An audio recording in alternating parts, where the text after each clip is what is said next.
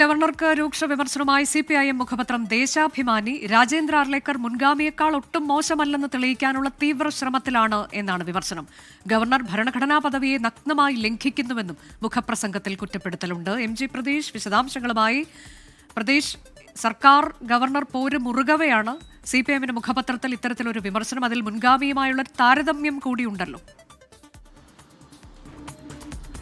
Anuja, RSS ശാഖയല്ല Raj Bhavan എന്ന തലക്കെട്ടോടെയാണ് ദേശാഭിമാനിയിൽ മുഖപ്രസംഗം എഴുതിയിരിക്കുന്നത്. അതിരൂക്ഷമായ വിമർശനമാണ് ഗവർണർക്കെതിരെ ഈ മുഖപ്രസംഗത്തിൽ ഉന്നയിച്ചിരിക്കുന്നത്. ഒപ്പം വിദ്യാഭ്യാസ മന്ത്രി V ശിവൻകുട്ടിയും P പ്രസാദും നേരത്തെ സ്വീകരിച്ച നിലപാടുകളെ പ്രശംസിച്ചുകൊണ്ടാണ് ഈ മുഖപ്രസംഗം എഴുതിയിരിക്കുന്നത്. RSS പ്രത്യയശാസ്ത്രം പ്രചരിപ്പിക്കാനുള്ള വേദിയായി രാജ്ഭവനെ ഗവർണർ മാറ്റുന്നു എന്നതാണ് പ്രധാനമായും വിമർശനങ്ങളിൽ ഒന്നായി പറയുന്നത്. മാത്രമല്ല, ഈ നേരത്തെ ഉണ്ടായിരുന്ന ഗവർണർ ആരിഫ് മുഹമ്മദ് ഖാനേക്കാൾ ഒട്ടും മോശമല്ല എന്ന് തെളിയിക്കാനുള്ള തീവ്ര ശ്രമത്തിലാണ് രാജേന്ദ്ര അർലേക്കർ എന്ന ഈ മുഖപ്രസംഗം പറയുന്നുണ്ട്.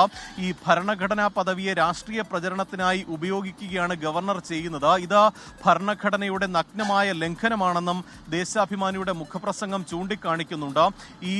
ഇത്തരത്തിലുള്ള നടപടിക്കെതിരെ ശക്തമായ ഒരു ജനരോഷം വേണം എന്ന കാര്യം ഉൾപ്പെടെയാണ് പറയുന്നത്. ഈ കേരളത്തിലെ ജനങ്ങൾക്ക് പറയാനുള്ള കാര്യമാണ് വിദ്യാഭ്യാസ മന്ത്രി കഴിഞ്ഞ ദിവസം തന്റെ നിലപാടുകളോട് പറഞ്ഞത്. അതുകൊണ്ട് തന്നെ നിലവിൽ ഈ ഗവർണർ സ്വീകരിച്ചിരിക്കുന്ന നിലപാടുകളെ ഒരു തരത്തിലും അംഗീകരിക്കാൻ കഴിയില്ല എന്നതാണ് മുഖപ്രസംഗം പറയുന്ന കാര്യം. എന്തായാലും നിലവിൽ സർക്കാരും ഒപ്പം CPM-ഉം ഉൾപ്പെടെ വലിയ വിമർശനങ്ങൾ ഗവർണർക്കെതിരെ ഉന്നയിക്കുമ്പോൾ അതിന്റെ ചുവട് പിടിച്ചാണ് ഇപ്പോൾ ദേശാഭിമാനിയിലും ഗവർണറെ വിമർശിച്ചുകൊണ്ട് മുഖപ്രസംഗം വന്നിരിക്കുന്നത്.